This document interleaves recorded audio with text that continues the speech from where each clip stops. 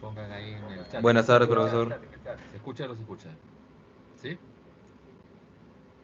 Listo, muchas gracias. Entonces, empezamos. Como quedamos la clase pasada. ¿Alguna pregunta que haya quedado de los contenidos de la semana uno? Que vimos contenido de historia universal. ¿Alguna pregunta, alguna duda? Muy buenas tardes, buenas tardes.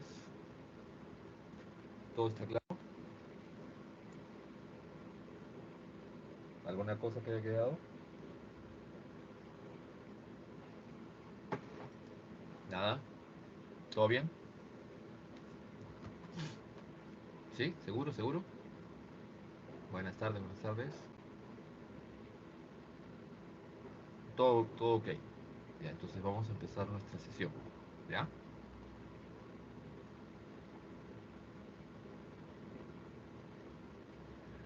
El día de hoy nos tocan contenidos de historia del Perú. ¿Ya? La ruta de la seda. A ver, la seda es un producto que comienza a desarrollarse en China ah, en en la Edad Antigua, ¿ya? Y que comienza a difundirse, porque es un tejido muy fino, un tejido de alta calidad, comienza a difundirse fuera de China, incluso llega a Roma, en la época de finales de la República y durante la época imperial romana, se establece desde Roma, imagínense, hasta China, una red comercial. Y a esa se le va a llamar ruta de la seda, debido a que el principal producto de tránsito comercial es la seda. ¿Ya? ¿Está claro? Esa es la ruta de la seda. Y esa ruta de la seda se mantuvo durante toda la época romana, durante la época musulmana. Los musulmanes controlaron ese espacio. El imperio bizantino era parte de esa red comercial. Esa red comercial, la ruta de la seda, se corta, ¿ya? Durante sobre todo la etapa de las invasiones de los otomanos. ¿Sí? 1453, los otomanos toman Constantinopla y cortan la ruta de la seda. La ruta de la seda tuvo una etapa de cierre, que fue las primeras etapas de las cruzadas, ¿no? Desde antes de la primera cruzada hasta la tercera cruzada, más o menos unos 120 años que se cerró. El tratado de Damasco entre Saladino el Grande, el sultán turco Seleucida, y Ricardo I, rey de Inglaterra, restablece la ruta de la seda, que se había cerrado 100 años, 120 años más o menos, estuvo cerrado esa ruta y se restablece. Y eso se mantiene así hasta 1453. La ruta de la seda no solo lleva seda, sino también lleva todos esos objetos valiosos ¿no? de producción industrial chinos, como la pólvora, el papel de celulosa, distintos tipos de artefactos de medición, ¿ya? Reglas, compases, astrolabios, anteojos, ¿ya? Lupas, quedan producidas en China y llevadas China, el Extremo Oriente en general, ¿no? Que tenía mayor desarrollo industrial hasta el siglo XVI. ¿Ya? Esa es la ruta de la seda. Listo. ¿Alguna otra pregunta de los contenidos de la semana pasada? Nada. ¿Están observando la diapositiva en este momento? ¿Se ve la diapositiva o no se ve? Sí se ve. Ya. Sí, profe. ¿Cuál es el primer tema que vamos a trabajar? El poblamiento americano. ¿Ya? Como es un tema un poquito complejo porque hay muchos datos, ¿ya? Yo voy a presentar una especie de resumen o síntesis para que luego, ¿ya? Ustedes con la lectura puedan establecer lógicas, relaciones y responder a las preguntas de la semana. Bien, esto está claro, ¿no? Cuando hablamos del poblamiento americano, todas las teorías existentes con evidencia actualmente son de carácter inmigracionista. Todas, ¿ya? Esa teoría autoctonista hace como 100 años fue rebatida porque los restos óseos presentados por Florentino Mellino no eran de un homínido superior, ¿ya? Ni siquiera de primates, eran de camelios y de cérvidos, ¿ya?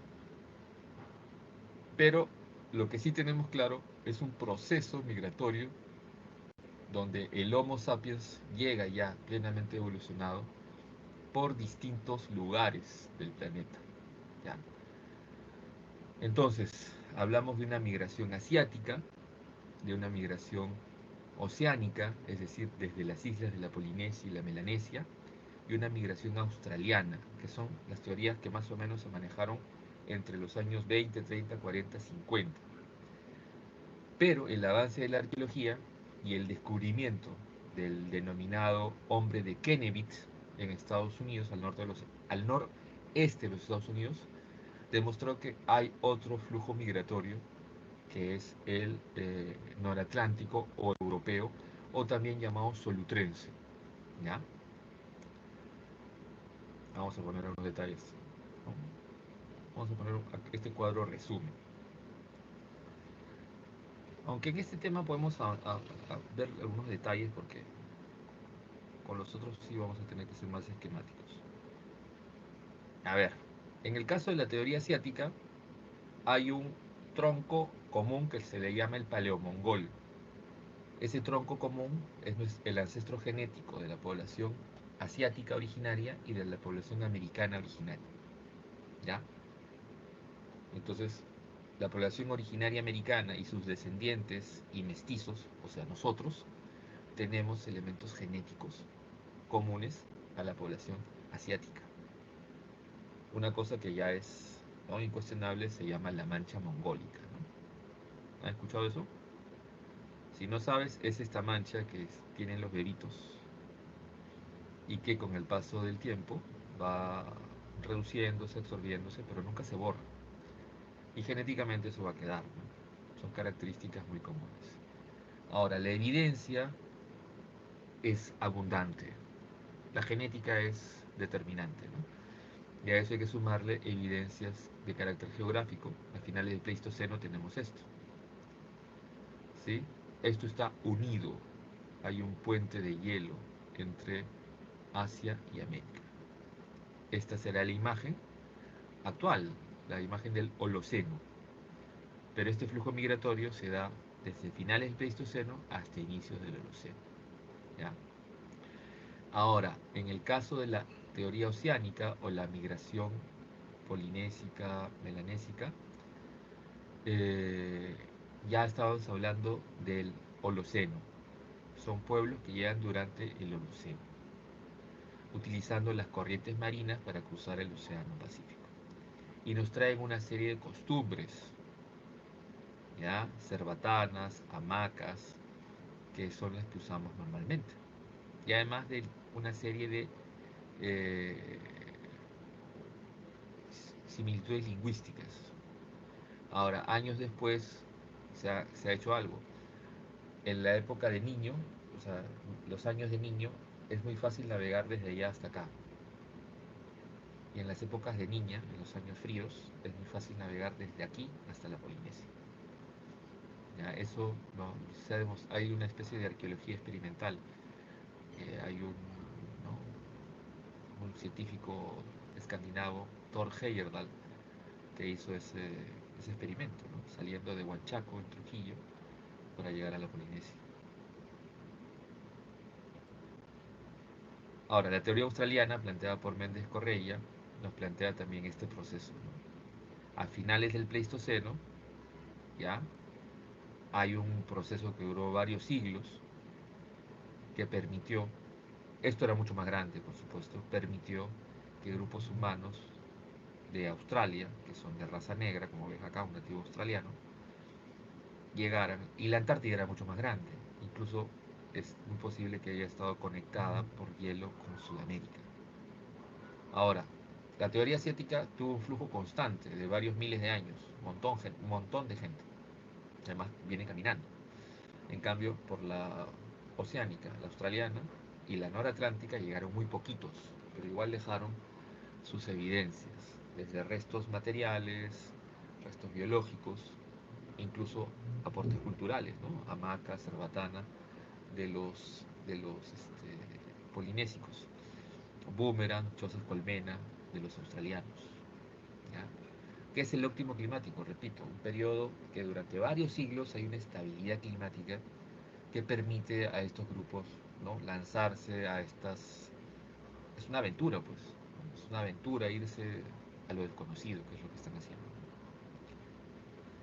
Y es muy posible que en el mismo proceso de óptimo, desde el noratlántico, hayan pasado lo mismo, ¿no? A eso le llaman la migración solutrense. La migración solutrense. Ya, imagínense que todo esto está cubierto de hielo desde Europa hasta América. Ya, caminando o con embarcaciones de escasa tecnología llegaron hasta lo que sería el este de Canadá y los Estados Unidos. Ahora, antes de que estos científicos, creo que están acá, no están, en la separata tampoco mencioné, pero antes de que Stanford y Bradley puedan fechar exactamente, desde fines del siglo XIX se habían encontrado un montón de ese tipo de puntas en varios lugares de Estados Unidos. Y así que lo catalogaron como puntas Clovis. Hasta que encontraron el yacimiento arqueológico, estos antropólogos Bradley y Stanford. eh, y es el yacimiento arqueológico donde hay un resto humano que le pusieron el nombre de Kennevit. Este pata es un individuo de origen europeo, alto, huesos largos, talla alta.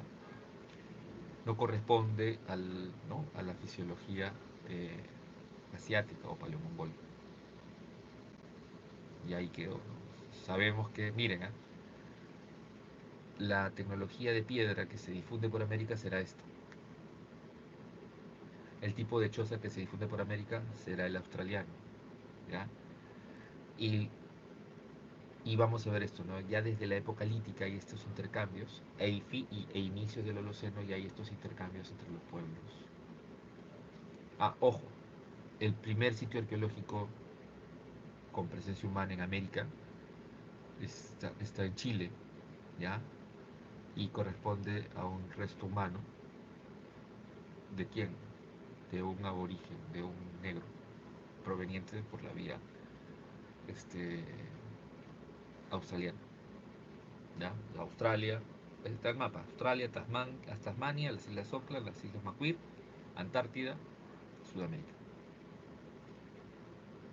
Ahora, son bravos, ¿no?, para caminar esas rutas, son bien bravos. A ver, aquí hay una síntesis, ¿ya? Captura, toma captura para que después no te olvides.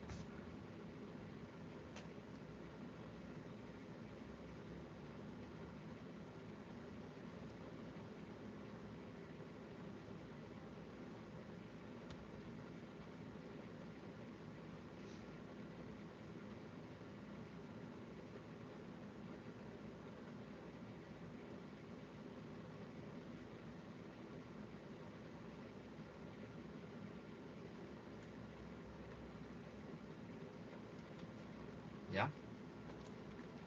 Entonces, algunos datos, ¿ya? Para que más o menos nos ubiquemos. Todas son inmigracionistas. ¿Por qué? Porque hay evidencias y sustento científico para demostrarlo. La teoría, mayor cantidad de evidencias, es la ruta de mayor antigüedad. Vinieron por tres rutas, la de Beringia, la de las Islas Aleutianas, al final del Pleistoceno, y a inicios del Holoceno, cuando ya se fijan las corrientes marinas actuales, utilizando la corriente de Kurochivo, que es una corriente que va en sentido horario desde Asia hasta América, y que con embarcaciones de escasa tecnología pudieron llegar acá. La teoría oceánica, a inicios del Holoceno, utilizando las corrientes actuales, repito, en año caliente, niño, de allá, de la Polinesia y la Melanesia, llegan a América con facilidad.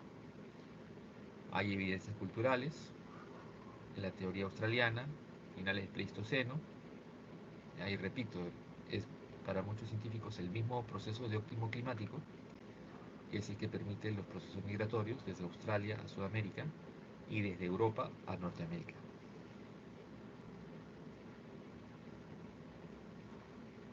Ya, ¿alguna pregunta hasta acá?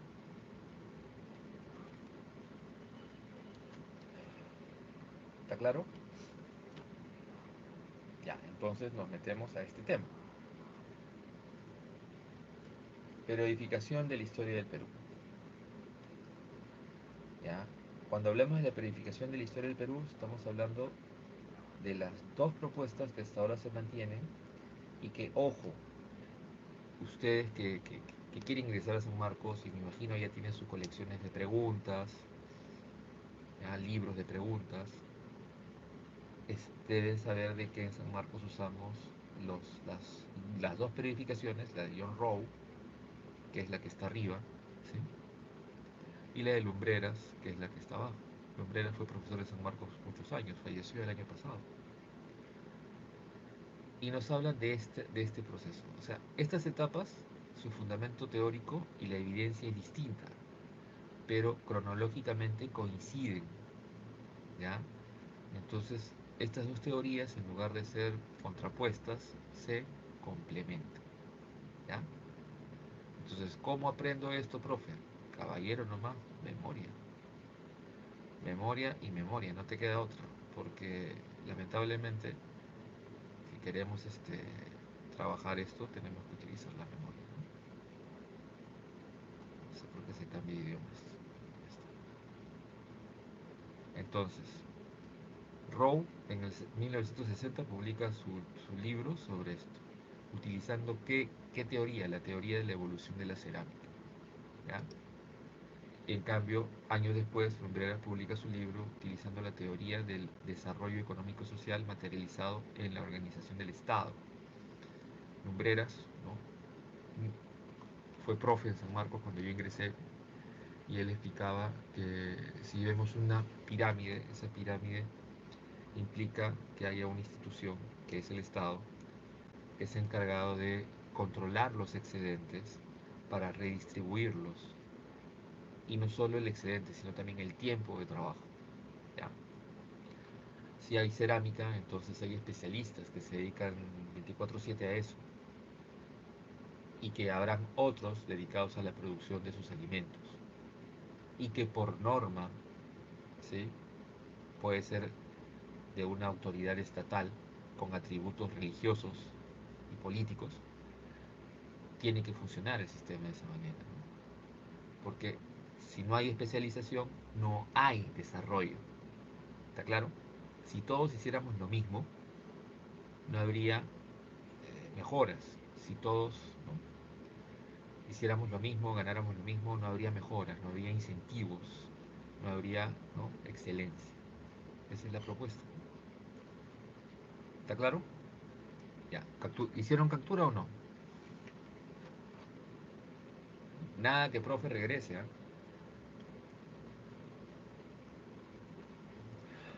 Capturaron, capturaron. Aunque sea un dedito, pues, un like, ¿no? Nada. Ya, listo, paso, ¿ah? Ya. Entonces acá están los detalles. Rowe se centra en el análisis del desarrollo tecnológico, concretamente la evolución de la cerámica, y a esta teoría se le denomina teoría funcionalista. Lumbreras se centra en el desarrollo económico y social, concretamente en la formación del Estado, y a esta teoría se le dice teoría materialista. ¿Ya? ¿Está claro hasta ahí? Ahora, la esencia de esta periodificación o periodización, pueden usar cualquiera de los términos son válidos, es utilizar una teoría que se construye para explicar Egipto y Mesopotamia a inicios del siglo XX, años 20, 30. La teoría difusionista planteada por un arqueólogo australiano, Gordon Shile. ¿Y cuál es esa teoría? Ustedes la pueden ver en Egipto, si de la semana pasada se acuerdan. Unificaciones, imperio, ¿sí? Imperio o reino antiguo, imperio antiguo, ¿ya? Y luego, intermedio. Los imperios son estas grandes unidades políticas territoriales y los intermedios la fragmentación de esas unidades. Bueno, esa teoría del difusionismo, esa parte del difusionismo cultural, la traen acá. ¿Por qué? Porque Gordon Childs se da cuenta de que el evolucionismo no funciona. Porque si fuera todo evolucionista, entonces pues ahorita ya estaríamos, pues ya tendríamos la cura del cáncer, la cura del SIDA, no habría cambio climático, ¿no? No habría guerras, pero, pero no, pues, porque justamente estas unidades culturales y territoriales se fragmentan, generando, ¿no?, distintos estados, reinos que están peleando entre sí, y otra vez, ¿sí? Otra vez, ir y venir otra vez, ¿no? Un eterno ciclo, como decía un cura y filósofo del siglo XVIII, italiano, Giambattista Vico, que era profesor en la Universidad de Nápoles. Él decía que la humanidad pues, es así, ¿no? Es autodestructiva. Y mientras todos en la ilustración hablaban de manera optimista en el progreso y la razón, él decía, no, eso es por ratitos, eso es de vez en cuando. Lo normal es que regresemos a ser autodestructivos, decía. Y volvamos a empezar, ¿no? En italiano decía corsi y ricorsi, ir y venir, empezamos de nuevo. ¿Ya? Como un nuevo ciclo, ¿no? Justo los cicleros me entenderán, un nuevo ciclo, todo ciclero entiende. Ya no aprendí nada, este ciclo sí la hago, este ciclo sí me esfuerzo. ¿Cuántos cicleros ahora? Entonces, sí, claro, dices, para el otro, para el próximo, el next, next, next. Hasta que sus papás aguanten, pues, ¿no? Pero ahí viene el vacilón. Horizonte, señores. Horizonte es el concepto que usa Rowe tomando las teorías de Gordon Childs, ¿ya? Y lo plantea bien simple, que es un horizonte, un proceso cultural pan, que significa pan, que abarca todo o gran parte de los Andes, ¿ya? Eso es un horizonte cultural.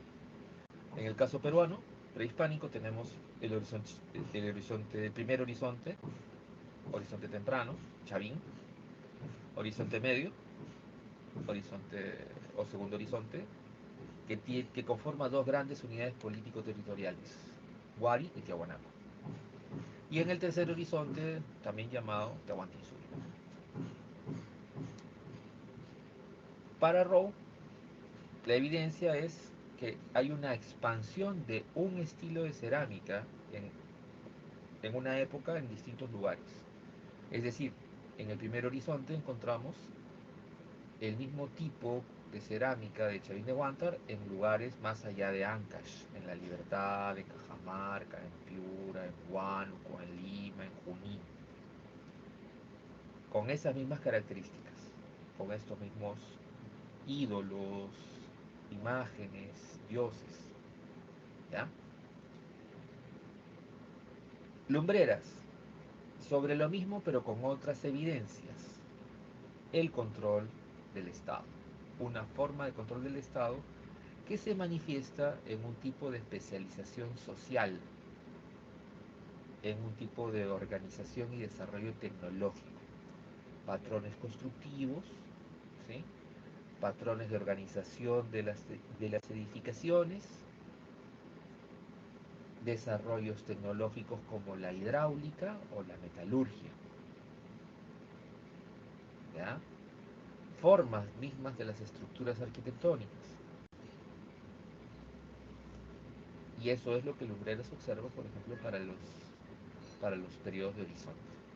Ahora, entre los horizontes, que en Egipto les llaman, ¿no?, reinos, reinos, y en Mesopotamia imperios, ¿se acuerdan? Entre esos están los intermedios. Y los intermedios son procesos locales, un valle. Lima. En el intermedio temprano tenemos una cultura como cultura Lima, que abarcó lo que sería pues una parte grande de la ciudad. ¿Ya? Esa es una cultura local, que toma una parte de un valle. En cambio, las regionales son las que ocupan varios valles, como los Mochica, por ejemplo, en el intermedio temprano, o los Chimú en el intermedio tardío. ¿Está claro? Ahora, evidencias para Rowe. La evidencia es que en una misma época existen varias culturas que reflejan distintos estilos de cerámica, diversidad de estilos de cerámica, formas, tecnologías, colores, dibujos, decoración, iconos distintos en la misma época. Para Lumbreras, la evidencia, la coexistencia de diversas formas de Estado que darán lugar a distintos y diversos patrones de organización de las estructuras, arquitectura, tecnología, hidráulica, ¿sí? En la misma época. ¿Está claro? ¿Está claro o no está claro? ¿Sí o no? ¿No hay like? ¿No hay like? ¿O sí hay like? Ya, listo. Por lo menos uno. Ya. Me voy acá. Entonces, ¿entramos a qué periodo? Periodo lítico. Periodo lítico, ¿ya? En el caso, Lumbreras le dice lítico andino, para diferenciarlo del paleolítico superior, este, del viejo mundo. Lítico andino. Y aquí está. Captura el mapa con los sitios, diríamos así, más representativos, ¿ya?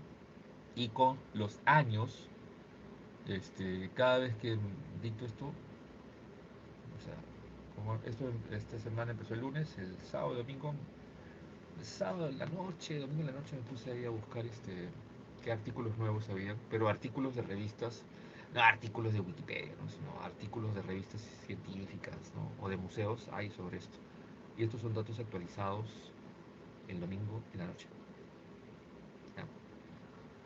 Piquimachay, 12.200. Paiján, 10.800. Chivateros y Toquepala, 8.500. Y Leuricocha, 8.000. ¿Ya? Y con características interesantes. En Piquimachay no hay restos humanos, lo que hay son restos líticos, pero para ponerle, ¿sí? Fecha a esos restos, ¿qué se usó? ¿Qué desecho orgánico los arqueólogos encuentran, ¿sí? En el mismo contexto que estas puntas de flecha o de hachas de mano rotas tiradas ahí en la cueva de Piquimachay? ¿Qué resto humano? Lo hablamos en la clase pasada y tienen que decirme. No, el carbono 14 es la técnica, medición de isótopos. Sí, heces, pero ¿cómo? ¿Cómo se les llama a esas heces?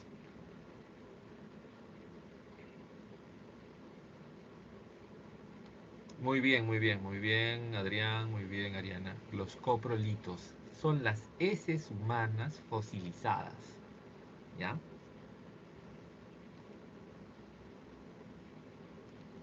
Heces humanas fosilizadas. Eso es lo que tenemos que tener bien claro, ¿ya? Entonces, eso sí nos permite dar el fechado. Y el fechado es ese, ¿no? El hombre, la evidencia de presencia humana más antigua en el Perú, la encontramos en el sitio arqueológico de Piquimachay, en Ayacucho. Ahora, resto humano más antiguo no es lo mismo que presencia humana. Resto humano más antiguo sí lo encontramos ¿dónde? En este caso, restos óseos en el sitio arqueológico de Paiján. ¿Ya? Y aquí encontramos estas, estas puntas de piedra con pedúnculo o asa que corresponden y tienen la influencia solutrense. El solutrense que llega al Perú se desarrolla y los arqueólogos, historiadores, ya para el Perú le llaman paijanense, estilo paiján o paijanense, ¿ya? Porque esa tecnología se adaptó también acá y surgió otra cosa. Y luego el resto de sitios, Chivateros, cerca del cono norte de Lima, ¿no? Eso es provincia de Canta, pero ahí nomás cruzas, sales de la provincia de Lima y ahí nomás está el sitio.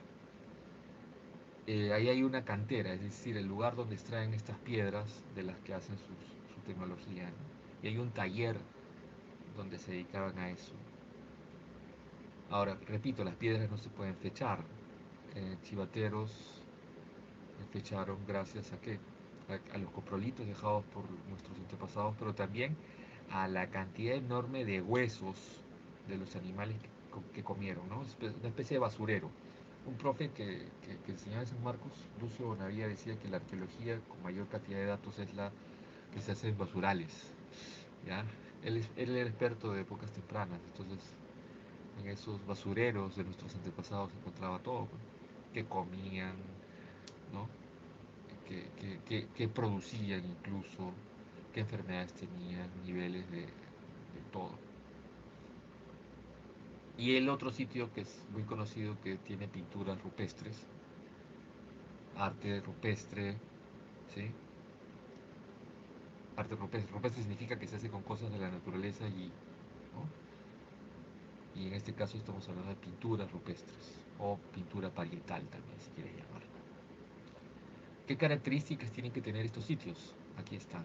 Las evidencias son restos líticos, restos óseos de los animales cazados, esto también sirve para fechar, los restos humanos, o sea, los huesos, los desechos orgánicos, los coprolitos, y el arte parietal, ¿no? En este caso arte rupestre o pintura rupestre. Y acá están los sitios más representativos, más importantes, que aparecen recurrentemente en los libros de investigación. Ya por ahí decían que revistas. A ver, bueno, lo mínimo para tener actualizado esta etapa, los museos, el Museo de San Marcos, el Museo Nacional, y hay que te pueden dar información. Y si no, las revistas de investigación arqueológica. Pero esas revistas son muy técnicas, no les recomiendo que lean eso. Entren en las páginas web de los museos. Es una manera es más fácil y directa de aprender estos datos. Porque si te comienzas a leer los artículos de arqueología, sonaste, ¿eh? Porque, o sea, que son bien complicados. Entonces, porque los libros que salen, a veces no se actualizan, ¿no? Aquí están los sitios. ¿Ya? Paso, Piquimachay. Esta sería una secuencia cronológica, ¿no? El más antiguo. No están todos, porque sería un absurdo ponerles todos. Estoy poniendo los que normalmente aparecen en los exámenes, sea como alternativas correctas o distractores. Ya, paso, paso. Ya, nos vamos al arcaico inferior. ¿Ya? Por cuando tú excavas, lo más antiguo está abajo y lo más reciente está arriba. Por eso se dice paleolítico inferior, medio, superior. ¿Sí? ¿Qué es lo más reciente? Superior. ¿Qué es lo más antiguo? El inferior. Y aquí igualito. Arcaico inferior, lo más antiguo, arcaico superior, lo más reciente. ¿Está claro? Entonces, acá están los principales sitios para que te ubiques en el mapa, pero además con el año aproximado. El sitio más antiguo de horticultura en Sudamérica es el sitio de Nanchoc, en Cajamarca. Más antiguo. Y en este caso, los arqueólogos hablan de dos tradiciones. Una tradición serrana, que se divide a la vez en dos. La tradición interandina, donde aparece la horticultura, y la otra zona, la tradición de puna o altiplano, donde aparece el pastoreo y la domesticación de animales, como en sitios como en Telarmachay, que es el más antiguo de domesticación de animales en América. ¿Ya? Entonces ese cierra con dos, ¿no? Tradición cierra dos variantes, interandina y puna. Y costa, aprovechando los recursos marítimos y de los valles. Se construye aldeas estacionales con economía mixta. ¿Qué significa? Horticultura, caza, pesca, recolección. La aldea costera más antigua es esta de acá, con esas famosas chozas colmena que habíamos conversado, ¿no? Que fueron traídas por estos flujos migratorios. Ahora, ¿qué animales tenían ahí en este sitio, esta aldea de pastores en Talarmachay? Eran camélidos, y los camélidos eran usados ¿para qué? ¿Qué se extraía de los camélidos? De llamas, alpacas, vicuñas. ¿Qué se extraía? ¿Qué se le sacaba?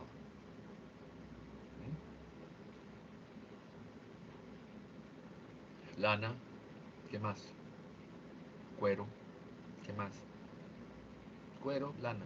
Pelaje, lana. Cuero. Piel, cuero. Chicos, la carne seca. ¿Cómo se llama la carne seca de la llama, de la alpaca? ¿Cómo se llama esa carne seca? Charqui. Charqui, muy bien, charqui. Uyuquito con charqui, ¿no? Mañana me toca cocinar, mañana voy a hacer un uyuquito con charqui. ¿Está claro? Bien, ya. ¿Copiaron o no copiaron? Charqui, ahí viene el problema, ¿ya? Tendríamos que ubicarlo. Lo normal es escribirlo de esa manera, que yo sepa, ¿no? Así como está charqui, con U-U-I.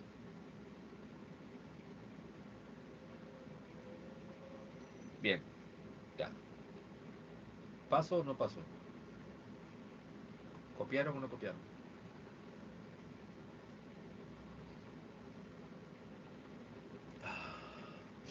Paso, ¿ah? Ya. ¿Qué tenemos? Acá está, características. ¿Qué evidencias tiene que tener un sitio del arcaico inferior? Aldeas estacionales que manifiesten horticultura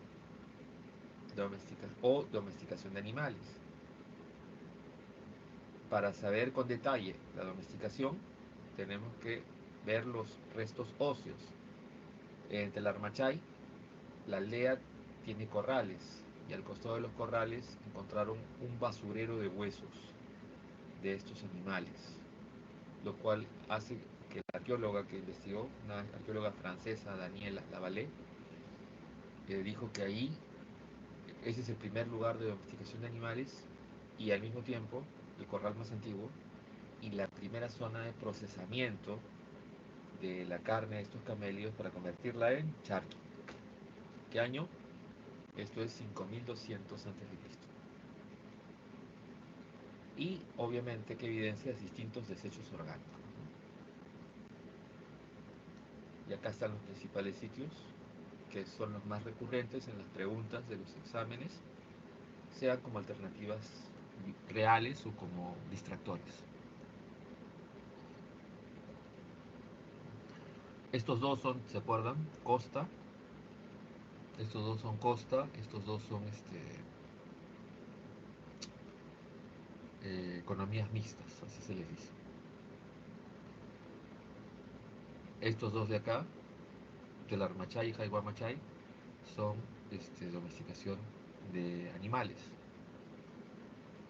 Y en este caso, chicos, todavía hay libros de academias que ponen a guitarrero fase 2 como la horticultura más antigua. Eso ya ha sido dejado hace algunos años, 2013. 2013 ya el equipo de arqueólogos norteamericanos liderado por Todd Dillehay sacó un fechado que ha sido confirmado y hace que Nanchoc sea el más antiguo. Cuando yo empecé a enseñar en la pre era guitarrero, fase 2, ¿ya? Ahora es Nanchoc. ¿Ya? ¿Copiaron? ¿Sí o no? ¿Copiaron o no copiaron? Ya. Paso, ¿eh?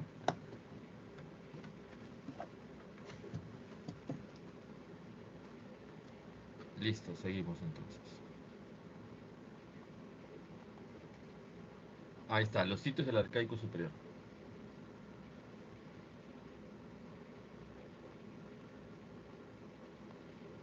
Tómale foto, imagen, no sé.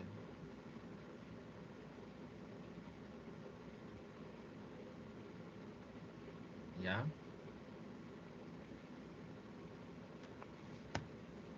Estos sitios son sedentarios, totalmente. Y tienen una ocupación constante. Son aldeas permanentes que están ligadas, rodean o están al costado de grandes centros ceremoniales. que se caracterizan por ser megalíticos, o sea, construidos con enormes piedras. ¿Ya? Y eso lo podemos ver en varios lugares en Perú también.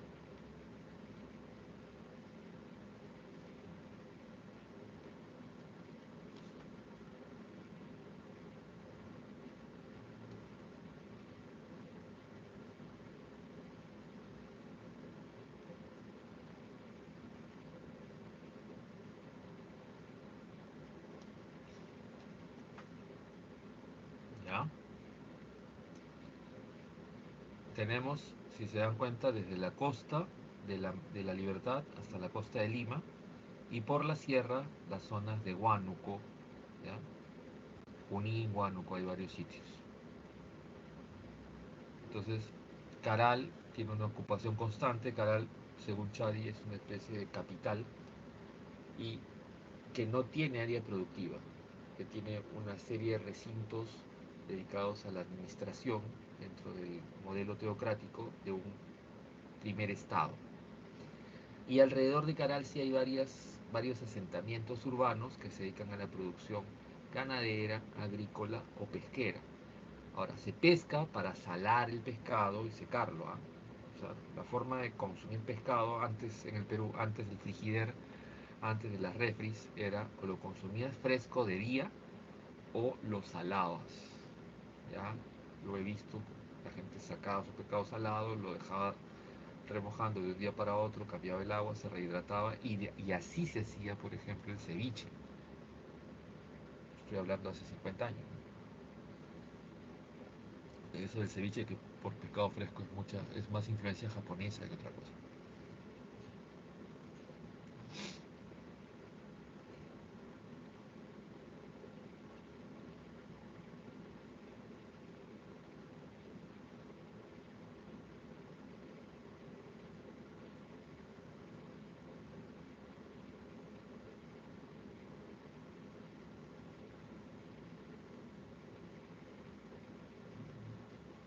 Bien,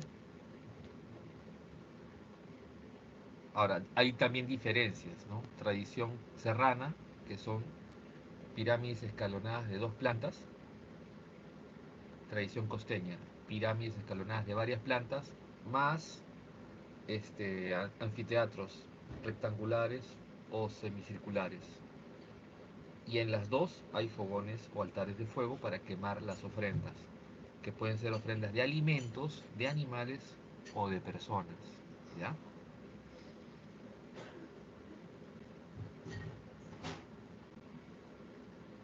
¿Qué características tienen que tener los sitios? ¿Qué evidencias nos tienen que demostrar los sitios del arcaico superior? Son aldeas permanentes. Eso significa sedentarismo. Punto. Ligados a grandes centros ceremoniales. Las pirámides de Caral. Agricultura extensiva, que ya lo dije, significa agricultura que se basa ¿no? en los niveles de crecida de los ríos y la temporada de lluvia. ¿Y qué más? Tienen evidencia de ganadería. ¿Ya? Acá están los principales sitios, los más recurrentes en las preguntas de la universidad y sean como alternativas viables o distractores. ¿No?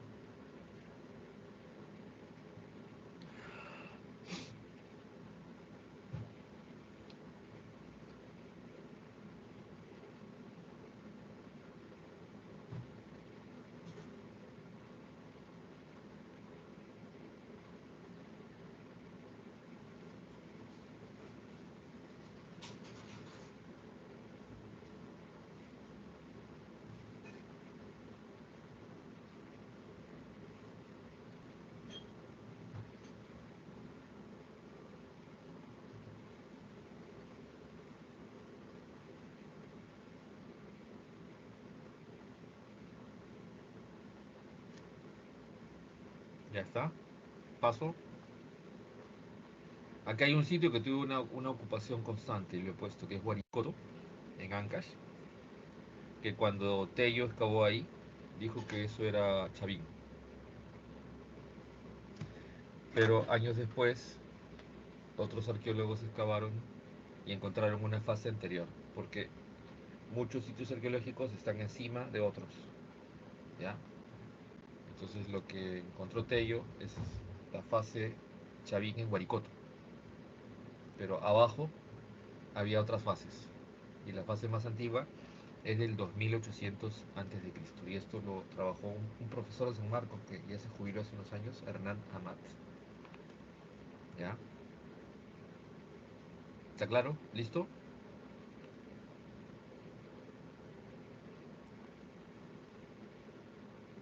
Ya. Esto sí está fácil ahora, ¿no?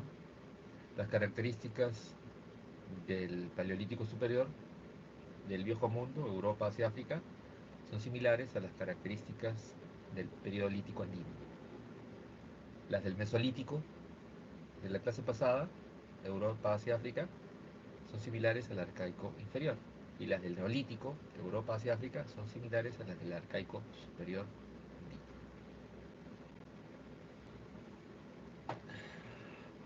¿Copiaron?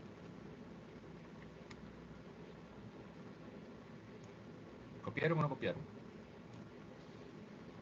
Está claro, ¿no?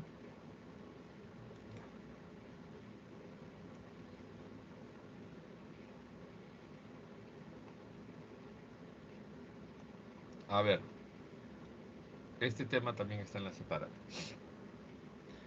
Entre 1910 y 1920, Max Zule comienza a publicar un montón de avances de sus estudios y excavaciones que comienza a hacer. Pues estamos hablando que hace más de 100 años no había carbono 14, no existía la teoría difusionista, existían algunas cosas ligadas al evolucionismo, al difusionismo, no existía la teoría de la cerámica, ¿ya? Ni la teoría de la hidráulica. Entonces, Ule cuando investigaba, observaba los relieves, observaba los ceramios, los ídolos, y, Ule decía, oye, esto es influencia maya. Entonces, para él lo proto-nazca, o sea, el origen de Nazca, el origen de Chimú, estaba en Maya, en los mayas. Ahora, sabemos que la cultura maya tiene periodos de crisis y las ciudades-estados se pelean entre ellos, dando lugar a algo, ¿no? El derrotado tiene que huir, porque si no, el vencedor lo captura, lo esclaviza y a sus dirigentes, a sus nobles, los usan para el sacrificio humano. Entonces los que pierden la guerra tienen que salir corriendo, o nadando, o navegando. Y algunos de ellos llegaron a distintas partes de Centroamérica, Colombia, Ecuador y Perú. Pero llegaron poquitos, no es la invasión de los vikingos, de los visigodos, no, llegaron poquitos. Y algunas de sus características se han quedado a lo largo del tiempo, pero no son masivas. No es que acá encuentras una migración maya, no, encuentras algunas influencias, pero muy pequeñas. ¿Ya?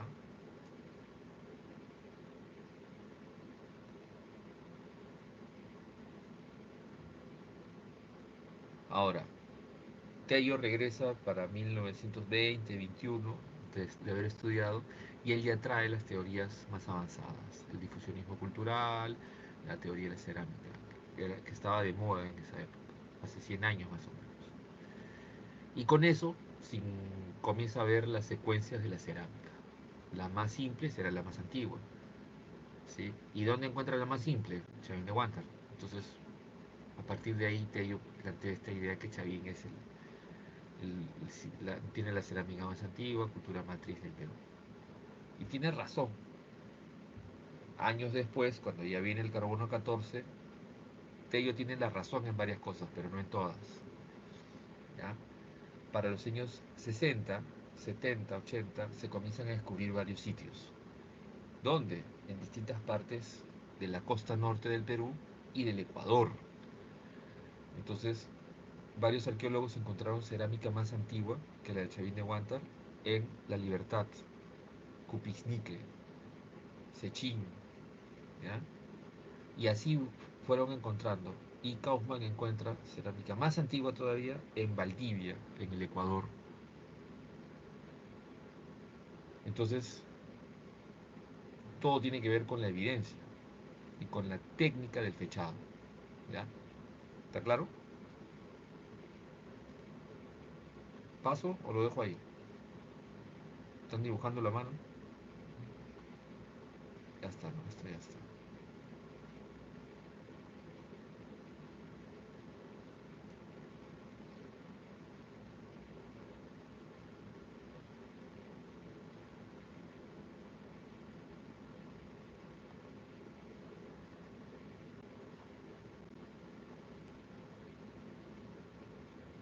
¿Se ve ahorita algo? ¿Se ve la diapositiva? ¿Se ve todavía? ¿Pueden decirme sí o no? Todavía, profesor. Ya, no se ve nada. A ver.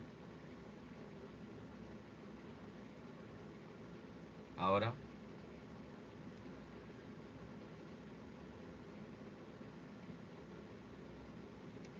¿Se ve o no se ve? Ya. Regreso a esto.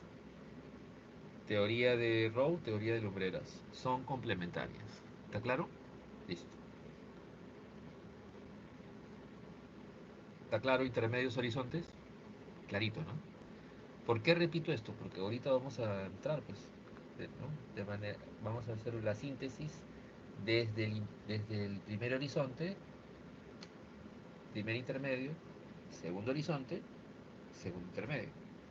O sea, 4 procesos que más o menos son más de 3000 años. ¿Ya? Y para no estar repitiendo cada rato lo mismo, tengo un cuadrito que resume 5 características de las culturas de la civilización andina. Es una sola civilización, ¿ya?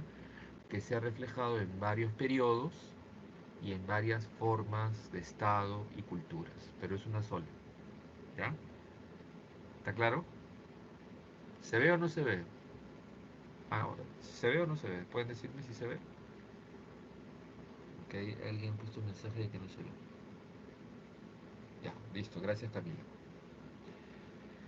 Entonces, hidráulica, ¿está clarito? Civilizaciones hidráulicas. Porque, como lo he mencionado en la sesión anterior, tienen agricultura intensiva. Son civilizaciones hidráulicas, tienen agricultura intensiva. Y a lo largo de la separata vas a ver distintas formas de esa tecnología, de ese desarrollo tecnológico. Te van a poner canales de irrigación, acequias, acueductos, reservorios, puquios, guaruguarus, camellones, andenes, huachaques. Todos esos términos hacen referencia a una manifestación del alto nivel de ingeniería hidráulica de nuestros antepasados.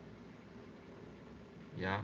Desde reservorios en la puna para contener el agua de los deshielos de los glaciares y dirigirlos hacia canales que corren paralelos a las quebradas que forman los ríos para abastecer a través de sistemas de distribución de canales o acequias a distintos pueblos. Eso nuestros antepasados lo hacen desde la época Chavín, con certeza entre el 1200 y el 700 antes de Cristo. Es decir, el Perú tiene estos sistemas de irrigación antes que Roma, antes que España, antes que casi toda Europa, ¿ya? Salvo las zonas griegas, ¿ya? El resto, o sea, el desarrollo hidráulico en los Andes, en el Perú, es mucho más avanzado que en Europa. ¿Ya? En la misma época los europeos todavía son cazadores recolectores o están en neolítico. ¿Ya? Ese es el análisis. ¿Está claro? Entonces con la hidráulica ya no depende de la que sube el río, ya no depende de que la lluvia, no depende de eso. Depende de qué? De tu habilidad de haber previsto la recolección, almacenaje del agua y, ¿qué cosa? El mantenimiento de esa tecnología, la limpieza de las acequias y los canales, los drenajes. ¿Está claro? Eso es pues súper, o sea, ingeniería súper avanzada, pero nuestros antepasados son En eso son lo máximo, ¿eh? Estados teocráticos, ¿está clarito o está difícil? Lo expliqué en la clase pasada, lo vuelvo a explicar. Son organizaciones políticas donde lo político está unido a lo religioso, pero lo religioso también está unido a lo científico.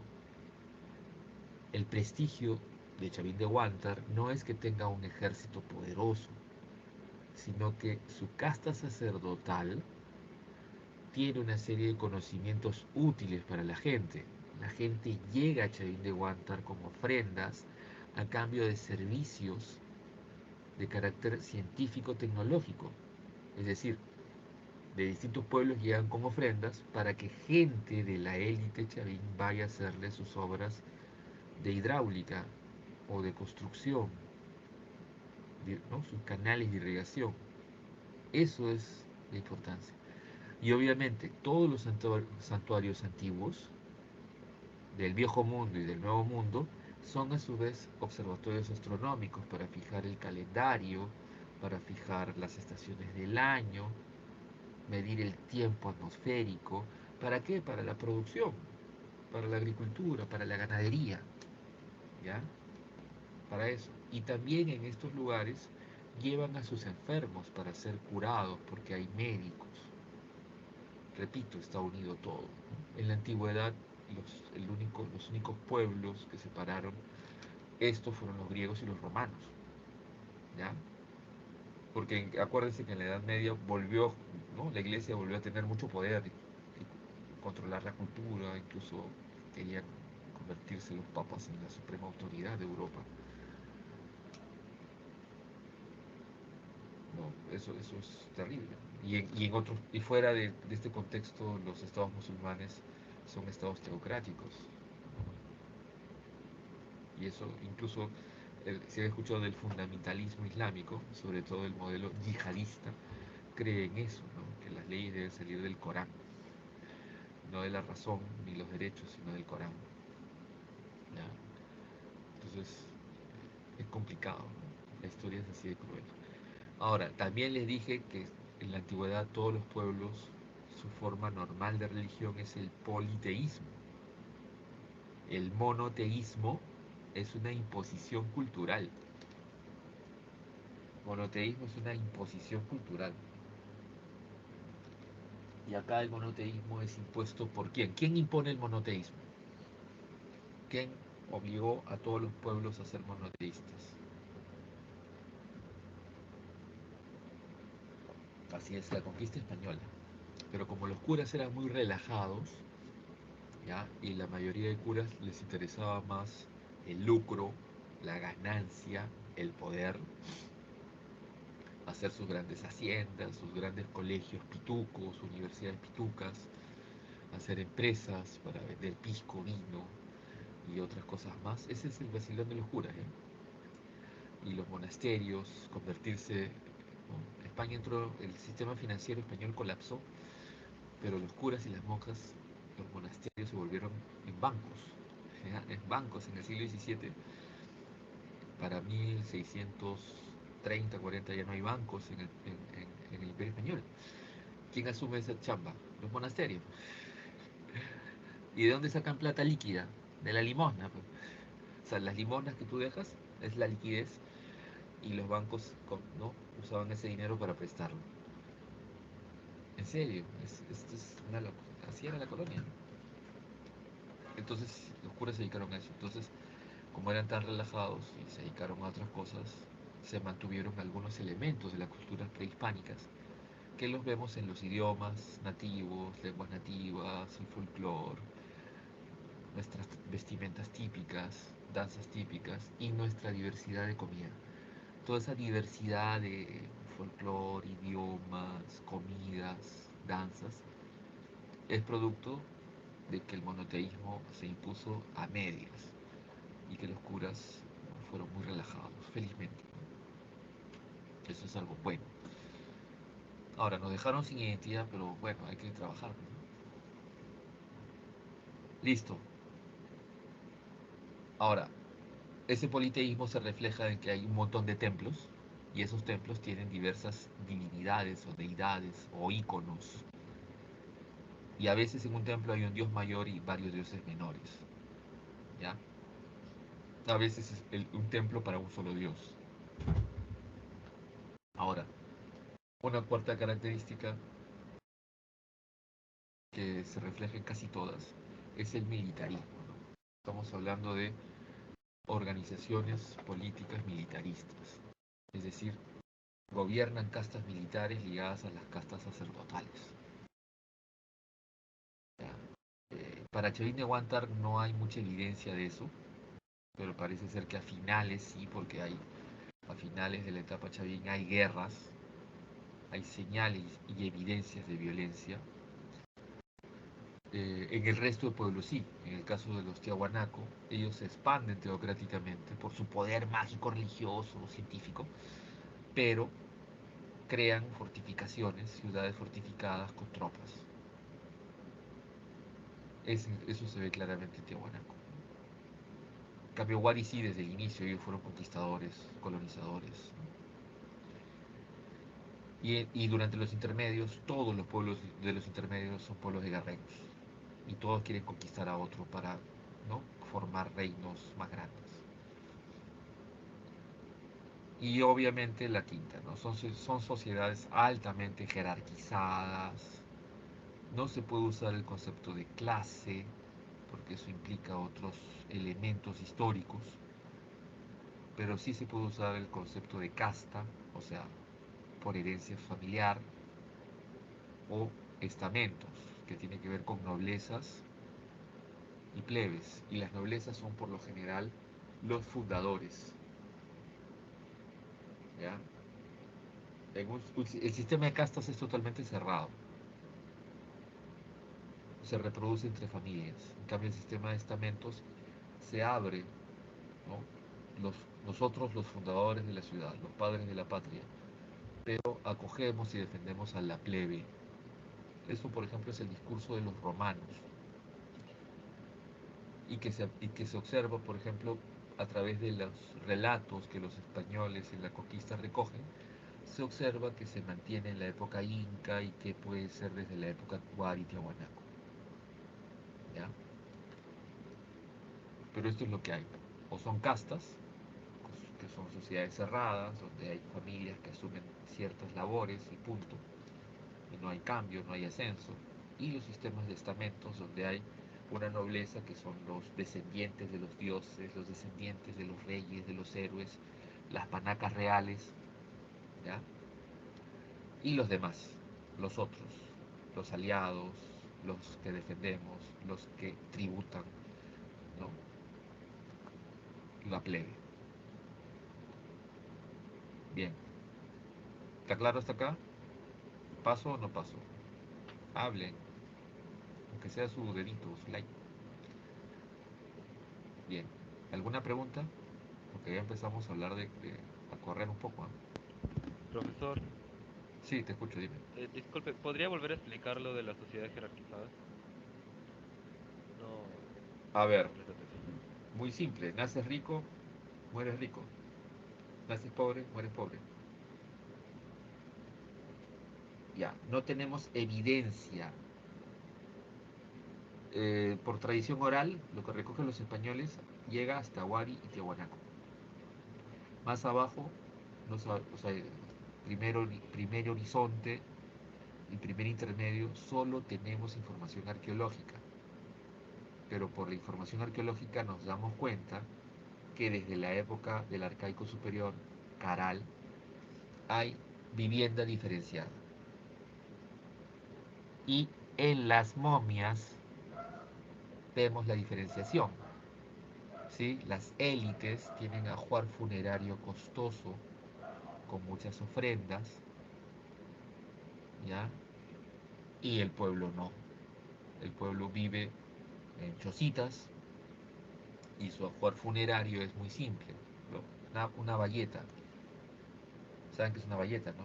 Tocuyo, bayeta, una tela muy rústica que por lo general es de fibra de cactus. Y ya está. Y a la fosa común.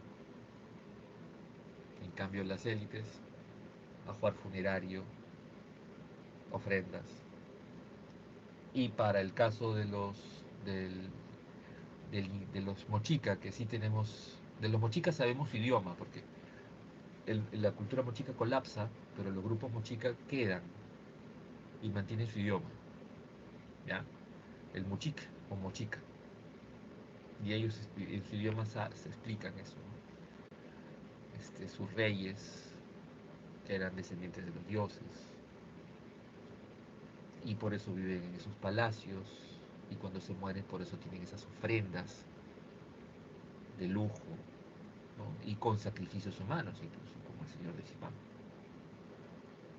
Pero más allá del palacio encuentras una fosa común donde está la gente común y corriente. ¿Ya? Ahora, no se puede hablar de sistema de clases. Si usamos la concepción de sistema de clases, faltan muchas evidencias para demostrarlo. Entonces, ¿qué usaríamos? O la explicación del sistema de castas o del sistema de estamentos o noblezas. ¿Ya? Esa es la diferencia. Ahora, no hay igualdad. Olvídate eso. No existe igualdad. La diferenciación está en todo. Incluso, mira, una forma de jerarquización desde la época Paracas, desde el centro del Perú hacia el sur, desde Paracas hasta los Incas, la nobleza se hace de formación craneana, cabeza de huevo. Y desde esa misma época, desde la época Paracas hasta los Incas, en el norte, desde el centro del Perú hacia el norte, la élite noble se hace tatuajes. El señor de Zipá tenía tatuajes, la señora de Cao tenía tatuajes, eran nobles. Las interpretaciones que hacen los antropólogos culturales es que, bueno, se diferencian vivos y muertos. O sea, en la vida, por su forma de vida, su lujo, su comida, su vestimenta, y en la muerte, así estén desnudos, por esos adornos, esas deformaciones. Y en los incas es más rochoso, ¿no? Además de la cabeza de huevo, se deforman el lóbulo del oído. ¿Ya? Eso es la jerarquización. La jerarquización no solo es un discurso, ni una ley, sino una práctica y forma de vida. Bien, ¿está claro? Pregunta nomás, ¿eh? Ya, seguimos entonces. Bien, entonces gracias por la pregunta. Horizonte temprano. ¿Estamos claros? Acá estoy poniendo unos datos para precisar porque han habido preguntas en distintos exámenes que exigen estas precisiones. El horizonte temprano, ¿quién le llama horizonte? A ver, ¿Row o Lumbreras? ¿Quién le dice horizonte, Row o Lumbreras? Row. Ya, muy bien, Row. Informativo le dice Lumbreras. Ahora, esta etapa, con el avance de las investigaciones, se podía establecer una división cronológica. Ojo, repito, las cronologías y precisiones se hacen a través de qué técnica. A ver, ¿qué técnica es la que permite eso? Lo hemos mencionado varias veces. Y tiene su nombre técnico y su nombre popular. ¿Cuál es la técnica donde... Así es, ese es el nombre popular, carbono 14. ¿Ya? El término técnico es medición de isótopos de carbono. ¿Ya? Entonces, con el avance de la tecnología tenemos mejores precisiones, ¿ya? Y mejores datados o fechados. Es una locura la ciencia, es así, pues, ¿no? Entonces, ahora se divide este periodo de esa manera: inicial, medio y final, ¿no? Inicial o temprano, medio y el tercero final o tardío. Estoy usando los términos sinónimos porque pueden venirles los sinónimos en el examen. Entonces, la primera etapa, inicial o temprana, 1700 al 1200, donde encontramos cerámica, pero no en Chavinehuantes. encontramos la cerámica más antigua en Cupijnique, Pacopampa, Sechín, Cunturhuasi. Y ojo, no es la más antigua de Sudamérica. La más antigua de Sudamérica es la de Valdivia. ¿Ya? Pero, ¿cuál es la explicación teórica que se hace? Distintas, distintas ciudades-estado lograron cerámica, así como en el viejo mundo, en el neolítico muchos pueblos lograron cerámica, pero ahí quedó. Aquí lograron desarrollo urbano, construcciones monumentales y cerámica, pero ahí quedó, no se expandió y no se desarrolló en otras tecnologías como la metalurgia o la hidráulica. ¿Ya? Ahí quedó. Pero en el caso de estos, de este periodo inicial del formativo, tienes estado y tienes cerámica, pero no tienes más.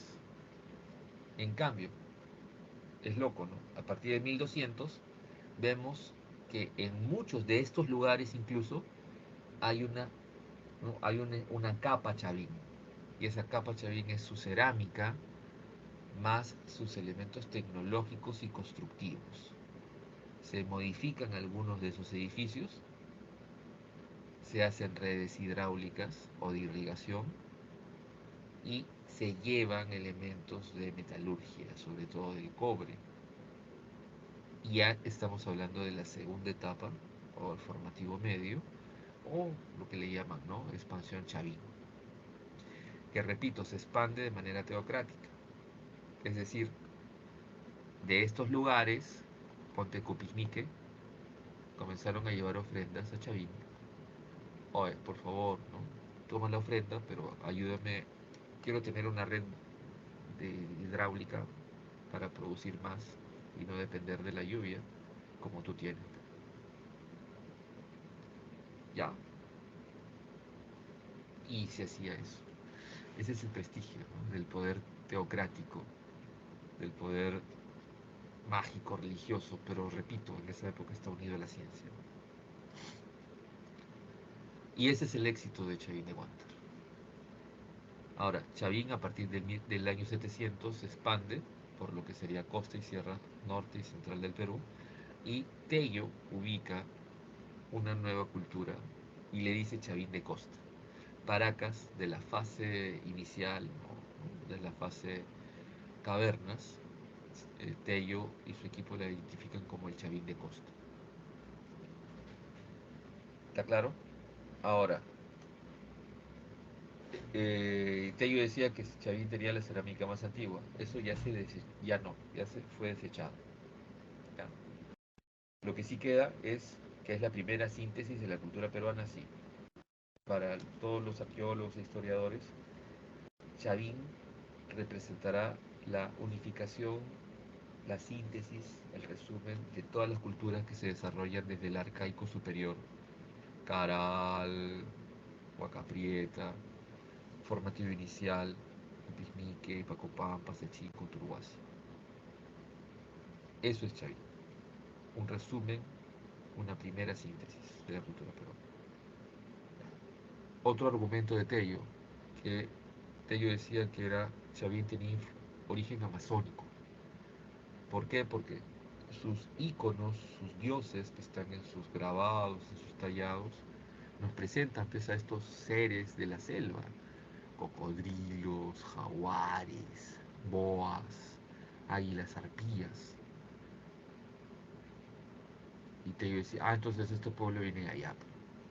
Pero ya sabemos que no, porque con el avance de las investigaciones se ha demostrado dos cosas. Primero, que los patrones constructivos de los templos, como el de Chavín de Huántar, el templo viejo, o el templo nuevo o el templo de Lanzón, cualquiera de esas estructuras, su influencia arquitectónica es Caral, es la Huaca Paraíso, aquí en San Martín de Porres, al norte de Lima. ¿Ya? Estos patrones de pirámides escalonadas costeras con, ¿no? Anfiteatros circulares o semicirculares o rectangulares hundidos con altares de fuego, eso es que surge entre el arcaico superior y el formativo inicial, eso va a influenciar directamente a Chavín de Huántar. Y esa es influencia de la costa,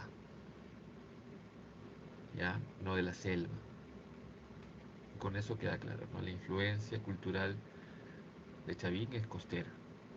Que, y la segunda evidencia que se ha demostrado es que hay un tránsito comercial permanente desde la época de Caral, arcaico superior, en muchas partes, comercio a largas distancias. En Caral hay muyu o espondilus, que se usa como un objeto ritual.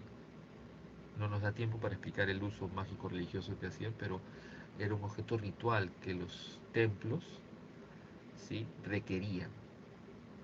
Entonces todo templo o santuario exige como ofrendas muyu, pero a su vez también hay ofrendas que vienen de la selva, ¿ya? Y en Caral se han encontrado coronas o adornos con aves, con plumas de colores de aves de la selva. O vinieron de la selva ecuatoriana o vinieron de la selva peruana, porque no hay otra selva más cercana, ¿no? ¿O de dónde van a irse? A Nueva Guinea, no tiene sentido. ¿Ya? Entonces, hay un tránsito. Y hay ofrendas de animales. En Caral han encontrado ofrendas de monos. Sí, momias de monos aulladores. ¿Que son de dónde? De la selva, pues. Entonces, si eso en Caral, 1000 o 1200 o 1500 años después, en Chavín, esas redes comerciales deben haberse mantenido y desarrollado. Porque también hay evidencias de consumos de alucinógenos y hierbas alucinógenas provenientes de la selva. Entonces es muy posible que hayan llegado estos animales silvestres de la selva, porque también hay una cuestión, ¿no?, que hasta ahora mantenemos, esa idea de valorar de manera alucinante la fuerza de estos animales, ¿no? Ahora, el león, el águila, ¿ya? Que es una cosa de toda la humanidad, ¿no? A los atributos tratamos de darle humanidad a estos animales y de imitar esas habilidades de los animales. Entonces, lo que también queda de Tello es si Chavín es la cultura matriz, porque a nivel tecnológico, religioso, iconográfico, científico, Chavín es la base para el resto de culturas. ¿Ya? Bien, ¿preguntas hasta acá? ¿Nada? ¿Está claro? ¿Seguro? Ya, entonces, porque aquí vamos a correr un poquito. Poco tiempo para explicar algunos detalles. Ya, Chavín, ya explicamos. Ahí está el espacio, ¿no?, de expansión. Ya, las huacas, incluso hay una fase de Chavín en Cupiznique, en Cuturhuasi. Hay fases, ¿no? La influencia de Chavín. Y excavas y encuentras otra cultura. Esta es la influencia. A todo esto, por eso se habla de panandino, varios territorios de los Andes. Su cerámica es monócroma, pero color de la arcilla. ¿Ya? Acá está. Aquí están estos patios circulares hundidos o rectangulares hundidos, que este patrón constructivo es el de la costa, es el de Caral, es el de Huacapri, es Caral o Paraíso, por ejemplo.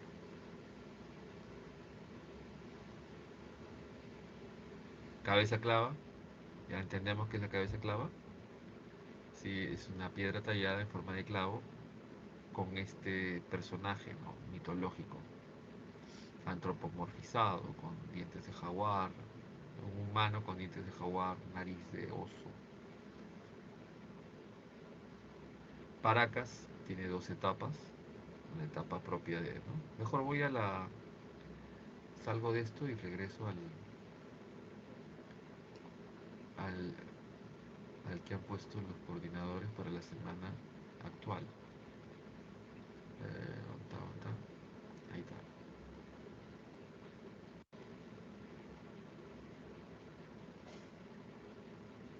Ya está.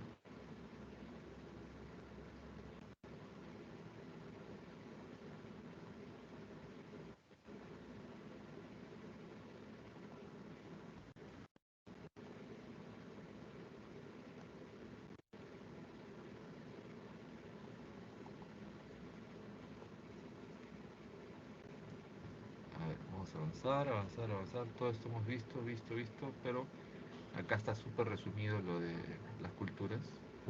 Bueno, ya vimos, ya, Chavín hay dos etapas, ¿no? El Chavín de costa, la influencia directa de Chavín, la etapa cavernas, la etapa necrópolis, ya es una diferencia. A nivel incluso tecnológico, chicos, hay una diferencia porque su cerámica es de otra manera, ¿ya?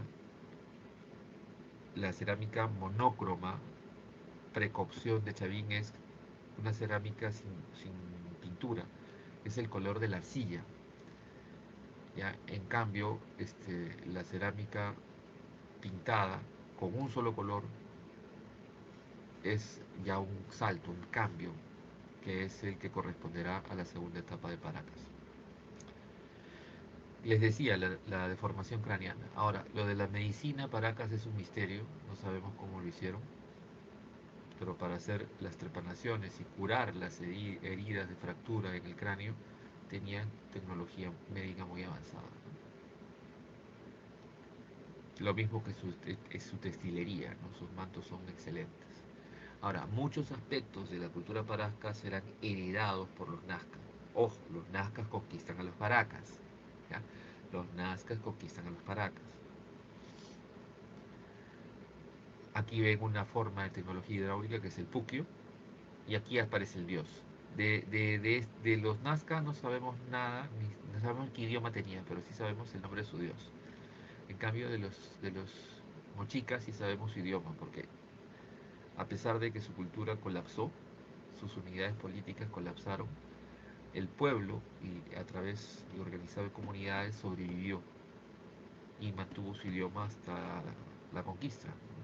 Entre el siglo XVI y XVII las epidemias mataron a la población que hablaba varios idiomas aquí, que había sobrevivido. Ahora, Nazca, una característica loquísima es su cerámica polícroma, ya con una idea de horror al vacío, es decir, que está totalmente dibujada. Ya, todo está dibujado, no dejan espacio en blanco.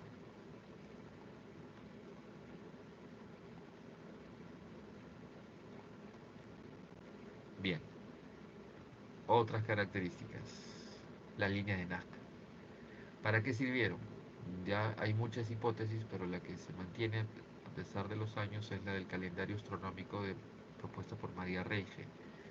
Desde los cerros, en el cambio de las estaciones, se hacían rituales, y los cerros cercanos a las pampas de Nazca y de Palpa hay como especies de altares, de sacrificios, y donde la población posiblemente, según los arqueólogos, haya hecho peregrinaciones para llevar sacrificios en los cambios de las estaciones.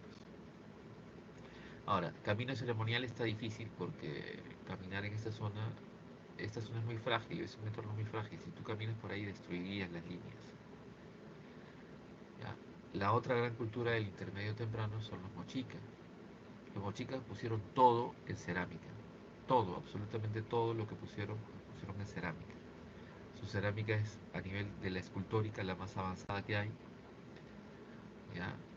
Y este ceramio, ¿no? Este es una deidad, es un venado antropomorfizado, ¿ya? Y así como eso hay cosas impresionantes.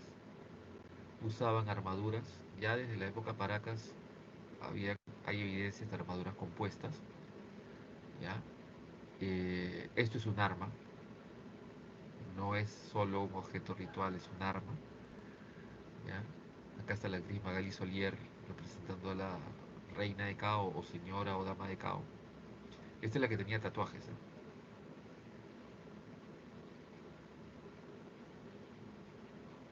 Horizonte Medio es de dos culturas del intermedio temprano.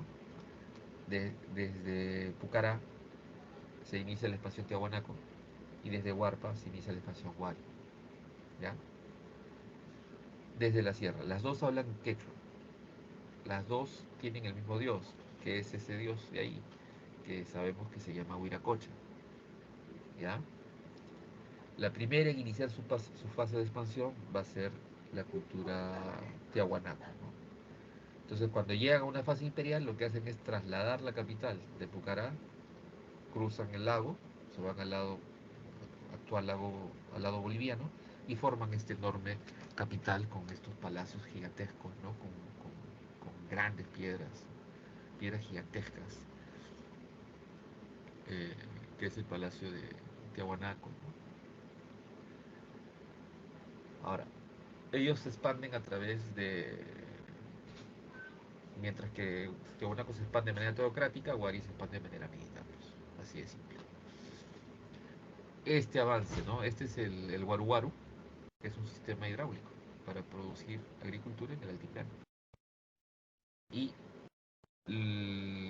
tenemos acá el sistema de control de los territorios del imperio a través de este sistema, ¿no? O sea, los Wari controlan el territorio con el Camino Real o Capac Ñan, y los Tiahuanaco con el sistema de control de los pisos ecológicos. Al final, los dos imperios comparten estas tecnologías o modelos de organización. El Capac Ñan se extiende desde el centro del Perú hacia el sur y el altiplano, y los modelos de control de pisos ecológicos del altiplano se extienden hacia el centro y norte del Perú. ¿Ya? Igual, los andenes de la zona de Ayacucho se expanden, los Wari lo expanden por todo lado, pero los Tiahuanaco también lo absorben. Y el sistema de Waru-Warus o camellones, que está ahí dibujado, del altiplano, los Wari lo llevan a otras zonas de la Sierra Central y norte del Perú. Comparten. También tienen etapas de pelea, por supuesto, si no, no habrían estas ciudades fortificadas, ¿ya? En varias partes de los Andes. Acá están, ¿no?, los restos de cerámica. Ahora, ¿por qué caen estos imperios? Porque hay sucesivas crisis. Entre el 900 y el 1000, la zona de los Andes es sacudida por una serie de meganiños, inundaciones, sequías, levantamientos populares, y eso terminará con un proceso de invasiones de pueblos provenientes de la selva. Y ya para entre el año 900 y el año 1000, chao Wari. Tiahuanaco duró un poquito más. Si ven acá, Tiahuanaco duró un poquito más, unos cuantos años más, pero no pudieron soportarlo. Tiahuanaco cae por la invasión de pueblos provenientes del sur, los aymaras. ¿Ya? O sea, hay crisis interna, levantamientos populares y encima invasión. Así cae Tiahuanaco. Y Huari cayó antes, Huari cayó primero. Crisis interna e invasión. Y a partir del año 1000 se forman otra etapa de fragmentación y desarrollo regional, que es el intermedio tardío. Y surgen un montón de reinos que se pelean entre sí. Algunos lograron establecer fases de imperio, como son los Chimú, ¿ya? Y luego los incas.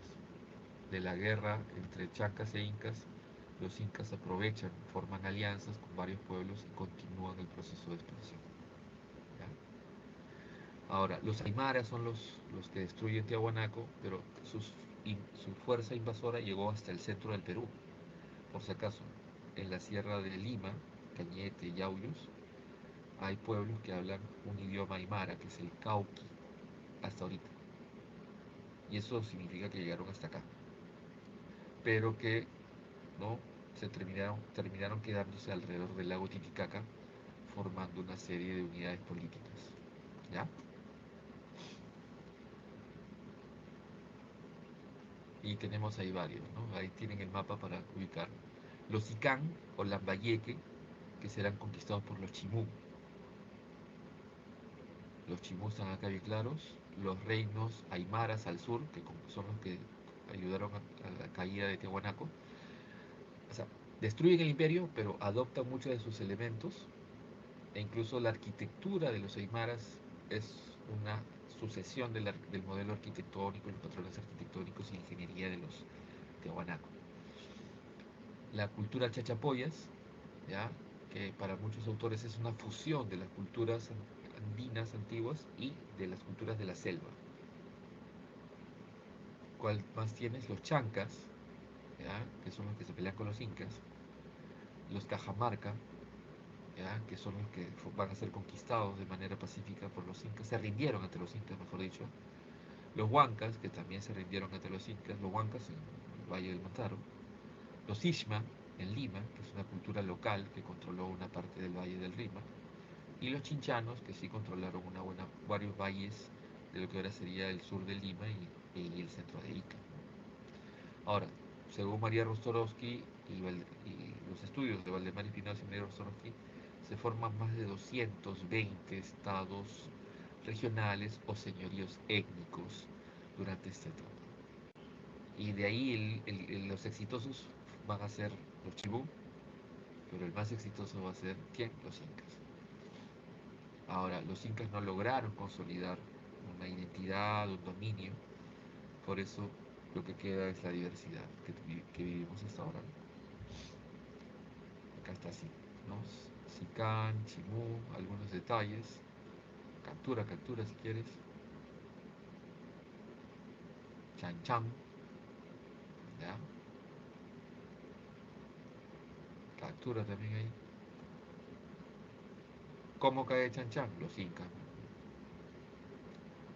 Ya el príncipe Tupac Yupanqui conquista Chan Chan con su ejército, ¿no? Los chinchanos, que son los comerciantes, que triangulan productos de distintos lugares y donde el producto más importante es el Spondylus o Muyu en quechua.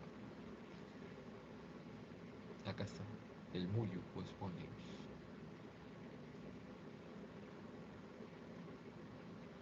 ¿Ya?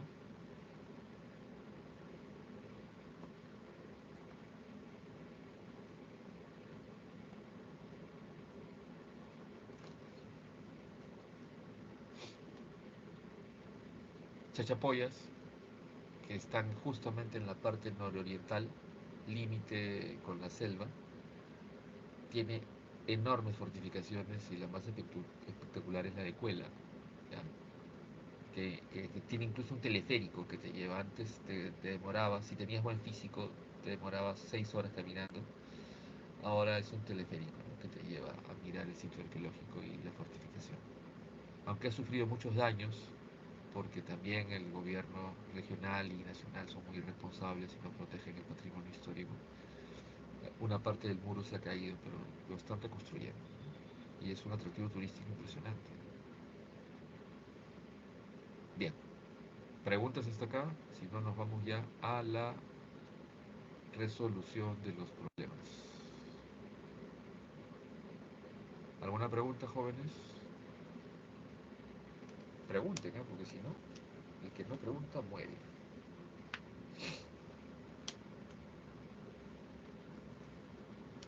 Nada.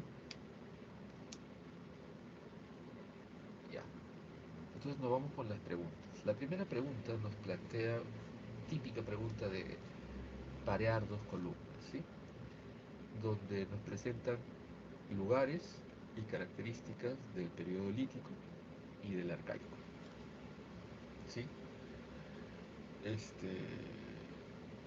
A ver, uno, estamos hablando de Chilca, que es una aldea del arcaico inferior, ¿sí?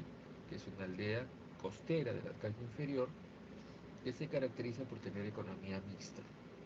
¿Qué es economía mixta? Horticultura, caza, pesca, recolección. ¿Qué objeto encontramos ahí? Un anzuelo de piedra. ¿Ya? Fácil. Dos, Paiján es un sitio del lítico, ¿sí? Es un sitio del periodo lítico. ¿Qué evidencias tendría el periodo lítico? Pinturas rupestres. Listo. ¿No? ¿O no? ¿Paiján tiene pinturas rupestres? No. ¿Paiján qué tiene? Paiján es el lugar donde se encuentran estas hojas de piedra usadas como arpones o lanzas, puntas de lanza, y que son una adaptación de la tecnología o el modelo de tecnología de piedra solutrense que los arqueólogos comienzan a llamar paijanense. Entonces, paiján se asocia ¿a qué? A estas puntas de proyectil con pedúnculo. ¿Qué significa pedúnculo? Asa. para amarrarlo al palo, para usarlo como lanza o como arpón. ¿Ya? 3. Sitio del arcaico superior, ¿sí? O inferior, arcaico inferior, que es el sitio más antiguo o más temprano de horticultura en Sudamérica. ¿Y Toquepala? ¿Qué encontramos en Toquepala? ¿Cuál es su característica esencial? Pinturas rupestres, ¿sí? Arte parietal. Entonces, ¿la uno cuál es? ¿Cuál es la uno? A ver, anoten nomás en el chat. Ah, la gente está durmiendo. 1B. La 2 está regalada. La 2 está regalada. Porque de frente te dice, por Beringia, ¿de dónde llegaron? De Australia. No tiene sentido, ¿no? Por Beringia, ¿de dónde llegaron? Por Beringia llegaron de Asia. Entonces, descartas B, C, D, E. Así que solo te queda A. ¿Ya? Pongan ahí. 2A. Alguien ponga 1B, 2A. La tercera también está fácil, está regalada. Ya le hemos hecho, le hemos resuelto. O sea, ¿por qué es tan importante Xavier de Wanter? ¿Ya? ¿Por qué es tan importante? ¿Por qué dominó? Por ese poder, ¿no? Político teocrático, es decir, el gran prestigio de esa casta sacerdotal. Entonces, ¿la 3 cuál sería? A ver, Fernanda, que ha puesto, ¿la 3 cuál sería? La 3 sería la C de casa, ¿ya? Sus castas sacerdotales, no, no, ¿por qué No, no sabemos su estructura, no sabemos, les he dicho. Curaca, ese término recién lo podemos ubicar a partir de Wari. Es la 3C, C de casa, C Colombia.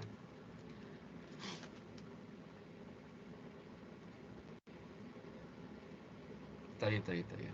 Sí, a veces yo también soy medio disléxico. A ver, los chinchanos. ¿Cuál es ese gran producto de excelencia que llevan desde la zona del Ecuador, de los mares ecuatoriales, y lo llevan para el resto de los Andes? ¿Cuál es ese gran producto de excelencia que tiene usos mágicos y rituales? El muyu, el muyu, ¿ya? El muyu, con fines rituales y religiosos. 4. Brasil. Y la 5 nos habla de estas ciudades fortificadas que tienen los wari, ¿no? Las yactas fortificadas que le permiten a los wari tener control de las zonas que han colonizado.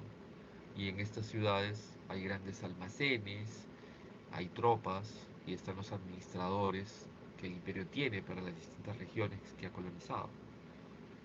Entonces, un ejemplo clásico es Piquillacta, cerca al Cusco, ¿no? O acá Jicamarca, cerca a Lima. Entonces, la 5, ¿cuál es? Estas cabeceras de ciudades cabeceras o yactas están unidas, ¿por qué? Por la red vial que en quechua se llamará Capajñán, ¿no? Capajñán se traduciría como Camino de los Señores, ¿no? Lo han traducido como Camino Inca ya, pero esa es. Entonces, la 5 es, ¿cuál? Argentina. Bien, ¿está claro? ¿Alguna pregunta hasta acá? Ya, muy bien, Kiara. A ver, vamos a ver si está bien lo que ha puesto Kiara. B, A, C, B, A. Muy bien, está muy bien, te felicito. ¿Alguna pregunta, jóvenes? Si no, ya nos terminamos acá y que vayan a disfrutar de su tarde estudiando. Cuídense mucho, que les vaya bien. Toda duda, toda pregunta, anótenla para la próxima clase. ¿Ya? Listo, cuídense mucho, que les vaya bien.